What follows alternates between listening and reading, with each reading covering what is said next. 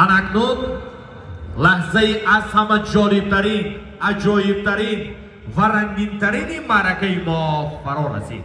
بایدم قید کنم که به این تنتنه بی‌مثل ما، به این روز خرسندی و شادی شریف جان و سورینیسا یک گلقند تویانه خیلی و خیلی با حشمت آماده گردیده است. اینم از جانب طرفخانه یکسرای.